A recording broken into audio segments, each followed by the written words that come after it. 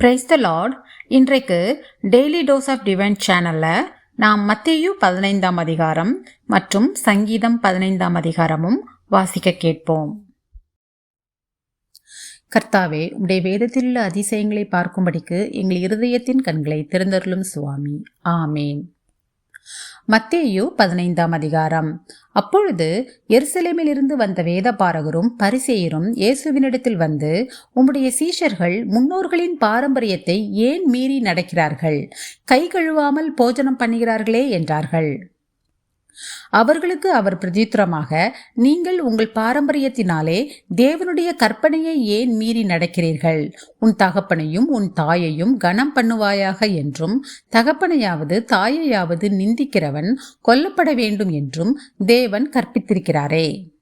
நீங்களோ எவனாகிலும் தகப்பனையாவது தாயையாவது நோக்கி, உனக்கு நான் செய்யத்தக்க உதவி எது உண்டோ அதை காணிக்கையாக கொடுக்கிறேன் என்று சொல்லி, தன் தகப்பனையாவது தன் தாயையாவது கனம் பண்ணாமற் போனாலும் அவனுடைய கடமை தீர்ந்ததென்று போதித்து உங்கள் பாரம்பரியத்தினாலே தேவனுடைய கற்பனையை அவமாக்கி வருகிறீர்கள். மாயக்காரரே, உங்களை குறித்து, இந்த ஜனங்கள் தங்கள் வாயினால் என்னிடத்தில் சேர்ந்து தங்கள் உதடுகளினால் என்னை கனம் பண்ணுகிறார்கள், அவர்கள் இருதயமோ எனக்கு தூரமாய் விலகி இருக்கிறது. மனுஷருடைய கற்பனைகளை உபதேசங்களாக போதித்து வீணாய் எனக்கு ஆராதனை செய்கிறார்கள் என்று ஏசாயா தீர்க்கதரிசி நன்றாய் சொல்லியிருக்கிறான் என்றார். பின்பு அவர் ஜனங்களை வரவழைத்து அவர்களை நோக்கி, நீங்கள் கேட்டு உணருங்கள். வாய்க்குள்ளே போகிறது மனுஷனை தீட்டுப்படுத்தாது, வாயிலிருந்து புறப்படுகிறதே மனுஷனை தீட்டுப்படுத்தும் என்றார். அப்பொழுது அவருடைய சீஷர்கள் அவரிடத்தில் வந்து, பரிசேயர் இந்த வசனத்தை கேட்டு இடறல் அடைந்தார்கள் என்று அறிவீரா என்றார்கள். அவர் பிரதியுத்தரமாக, என் பரமபிதா நடாத நாற்றெல்லாம் வேரோடே பிடுங்கப்படும், அவர்களை விட்டுவிடுங்கள். அவர்கள் குருடருக்கு வழிகாட்டுகிற குருடராயிருக்கிறார்கள். குருடனுக்கு குருடன் வழிகாட்டினால் இருவரும் குழியிலே விழுவார்களே என்றார். அப்பொழுது பேதுரு அவரை நோக்கி, இந்த உவமையை எங்களுக்கு வெளிப்படுத்த வேண்டும் என்றான். அதற்கு இயேசு, நீங்களும் இன்னும் உணர்வில்லாதவர்களாய் இருக்கிறீர்களா? வாய்க்குள்ளே போகிறதெல்லாம் வயிற்றில் சென்று ஆசன வழியாய் கழிந்து போம் என்பதை நீங்கள் இன்னும் அறியவில்லையா? வாயிலிருந்து புறப்படுகிறவைகள் இருதயத்திலிருந்து புறப்பட்டு வரும், அவைகளே மனுஷனை தீட்டுப்படுத்தும். எப்படியெனில், இருதயத்திலிருந்து பொல்லாத சிந்தனைகளும் கொலை பாதகங்களும் விபசாரங்களும் வேசித்தனங்களும் களவுகளும் பொய் சாட்சிகளும் தூஷணங்களும் புறப்பட்டு வரும். இவைகளே மனுஷனை தீட்டுப்படுத்தும். கை கழுவாமல் சாப்பிடுகிறது மனுஷனை தீட்டுப்படுத்தாது என்றார். பின்பு இயேசு அவ்விடம் விட்டு புறப்பட்டு தீரு சீதோன் பட்டணங்களின் திசைகளுக்கு போனார். அப்பொழுது அந்த திசைகளில் குடியிருக்கிற கானானிய ஸ்திரீ ஒருத்தி அவரிடத்தில் வந்து, ஆண்டவரே, தாவீதின் குமாரனே, எனக்கு இரங்கும், என் மகள் பிசாசினால் கொடிய வேதனைப்படுகிறாள் என்று சொல்லி கூப்பிட்டாள். அவளுக்கு பிரதியுத்தரமாக அவர் ஒரு வார்த்தையும் சொல்லவில்லை. அப்பொழுது அவருடைய சீஷர்கள் வந்து, இவள் நம்மை பின்தொடர்ந்து கூப்பிடுகிறாளே, இவளை அனுப்பிவிடும் என்று அவரை வேண்டிக் கொண்டார்கள். அதற்கு அவர், காணாமற் போன ஆடுகளாகிய இஸ்ரவேல் வீட்டாரிடத்திற்கு அனுப்பப்பட்டேனே என்று மற்றபடி அல்லவென்றார். அவள் வந்து, ஆண்டவரே, எனக்கு உதவி செய்யும் என்று அவரை பணிந்து கொண்டாள். அவர் அவளை நோக்கி, பிள்ளைகளின் அப்பத்தை எடுத்து நாய்க்குட்டிகளுக்கு போடுகிறது நல்லதல்ல என்றார். அதற்கு அவள், மெய்தான் ஆண்டவரே, ஆகிலும் நாய்க்குட்டிகள் தங்கள் எஜமான்களின் மேஜையிலிருந்து விழும் துணிக்கைகளை தின்னுமே என்றாள். இயேசு அவளுக்கு பிரதியுத்தரமாக, ஸ்திரீயே, உன் விசுவாசம் பெரிது, நீ விரும்புகிறபடி உனக்கு ஆக கிடவது என்றார். அந்நேரமே அவள் மகள் ஆரோக்கியமானாள். இயேசு அவ்விடம் விட்டு புறப்பட்டு கலிலேயா கடலருகே வந்து ஒரு மலையின் மேல் ஏறி அங்கே உட்கார்ந்தார்.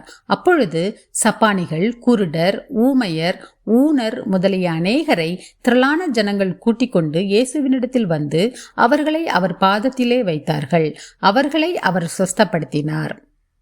ஊமையர் பேசுகிறதையும் ஊனர் சொஸ்தமடைகிறதையும் சப்பானிகள் நடக்கிறதையும் குருடர் பார்க்கிறதையும் ஜனங்கள் கண்டு ஆச்சரியப்பட்டு இஸ்ரவேலின் தேவனை மகிமைப்படுத்தினார்கள். பின்பு இயேசு தம்முடைய சீஷர்களை அழைத்து, ஜனங்களுக்காக பரிதபிக்கிறேன். இவர்கள் என்னிடத்தில் 3 நாள் தங்கியிருந்து சாப்பிட ஒன்றுமில்லாதிருக்கிறார்கள். இவர்களை பட்டினியாய் அனுப்பிவிட எனக்கு மனதில்லை. வழியில் சோர்ந்து போவார்களே என்றார். அதற்கு அவருடைய சீஷர்கள், இவ்வளவு திரளான ஜனங்களுக்கு திருப்தியுண்டாகும்படி வேண்டிய அப்பங்கள் இந்த வனாந்திரத்திலே நமக்கு எப்படி ஆகப்படும் என்றார்கள். அதற்கு இயேசு, உங்களிடத்தில் எத்தனை அப்பங்கள் உண்டு என்று கேட்டார். அவர்கள் 7 அப்பங்களும் சில சிறு மீன்களும் உண்டு என்றார்கள். அப்பொழுது அவர் ஜனங்களை தரையில் பந்தியிருக்க கட்டளையிட்டு அந்த 7 அப்பங்களையும் அந்த மீன்களையும் எடுத்து ஸ்தோத்திரம் பண்ணி பிட்டு தம்முடைய சீஷர்களிடத்தில் கொடுத்தார். சீஷர்கள் ஜனங்களுக்கு பரிமாறினார்கள். எல்லாரும் சாப்பிட்டு திருப்தி அடைந்தார்கள். மீதியான துணிக்கைகளை 7 கூடை நிறைய எடுத்தார்கள். ஸ்திரீகளும் பிள்ளைகளும் தவிர சாப்பிட்ட புருஷர் 4000 பேராயிருந்தார்கள். அவர் ஜனங்களை அனுப்பிவிட்டு படவில் ஏறி மக்தலாவின் எல்லைகளில் வந்தார். சங்கீதம் 15ஆம் அதிகாரம். கர்த்தாவே, யார் உம்முடைய கூடாரத்தில் தங்குவான்? யார் உம்முடைய பரிசுத்த பர்வதத்தில் வாசம் பண்ணுவான்? உத்தமனாய் நடந்து நீதியை நடப்பித்து மனதார சத்தியத்தை பேசுகிறவன் தானே. அவன் தன் நாவினால் புறங்கூறாமலும் தன் தோழனுக்கு தீங்கு செய்யாமலும் தன் அயலான் மேல் சொல்லப்படும் நிந்தையான பேச்சை எடுக்காமலும் இருக்கிறான். ஆகாதவன் அவன் பார்வைக்கு தீழ்ப்பானவன். கர்த்தருக்கு பயந்தவர்களையோ கனம் பண்ணுகிறான். ஆணையிட்டதில் தனக்கு நஷ்டம் வந்தாலும் தவறாதிருக்கிறான். தன் பணத்தை வட்டிக்கு கொடாமலும் குற்றமில்லாதவனுக்கு விரோதமாய் பரிதானம் வாங்காமலும் இருக்கிறான். இப்படி செய்கிறவன் என்றென்றைக்கும் அசைக்கப்படுவதில்லை. ஆமேன். நாம் ஜெபிப்போம். அன்புள்ள இயேசு சுவாமி, இந்த அருமையான காலை வேளையை தந்ததற்காக உமக்கு கொடான் கொடு நன்றி ஏசப்பா. எத்தனையோ பேருக்கு இல்லாத ஸ்லாக்கியத்தையும் பாக்கியத்தையும் அற்ப பாவியிலும் தூசுகளுமாகிய எங்களுக்கு தந்திருக்கிறதே, அதற்காக உமக்கு நன்றி ஏசப்பா. எங்களுடைய ஆயுசு நாளில் ஒரு நாளை கூட்டிச் சேர்த்த தயவுக்காக உமக்கு நன்றி இயேசு சுவாமி. அப்பா, இப்பொழுதும் கூட எங்களுடைய பாவங்கள் ஒவ்வொன்றையும் எங்களுக்கு மன்னிக்க வேண்டுமாறு ஜெபிக்கிறோம் அப்பா. உம்முடைய கல்வாரியின் அன்பின் இரத்தத்தால், தூய இரத்தத்தால் எங்கள் பாவங்கள் ஒவ்வொன்றையும் நீர்தாமே கழுவி சுத்திகரிக்க வேண்டுமாறு ஜெபிக்கிறோம் அப்பா. இந்த நாளை உம்முடைய கையிலே ஒப்புக் கொடுக்கிறோம் அப்பா. இந்த நாளிலே நாங்கள் எந்த காரியம் செய்தாலும் உம்மை கொண்டு தொடங்கி உம்மை கொண்டு முடிக்க நீர் கிருபை கொடுத்தல வேண்டுமாறு ஜெபிக்கிறோம் அப்பா. இந்த நாள் முழுவதிலும் நாங்கள் பேசுகிற ஒவ்வொரு வார்த்தையும் செய்கிற ஒவ்வொரு காரியங்களும் உமக்கு பிரியமுள்ளதாக இருக்கட்டும் அப்பா. எங்களை போக்கிலும் வரத்திலும் நீர்தாமே பொறுப்படுத்தி கொண்டு எங்களை பாதுகாத்து கொள்ள வேண்டுமாறு ஜெபிக்கிறோம். மீதியான நேரம் ஒவ்வொன்றையும் நீங்கள் பொறுப்படுத்திக் கொள்ளுங்க, வழி நடத்துங்க.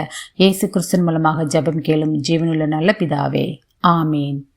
என் ஆத்துமாவே கர்த்தரை ஸ்தோத்திரி, என் முழு உள்ளமே அவருடைய பரிசுத்த நாமத்தை ஸ்தோத்திரி. என் ஆத்துமாவே கர்த்தரை ஸ்தோத்திரி, கர்த்தர் செய்த சகல உபகாரங்களையும் மறவாதே. ஆமேன், ஆமேன். நாம் அடுத்த நாள் வேத வாசிப்பில் சந்திப்போம். God bless you.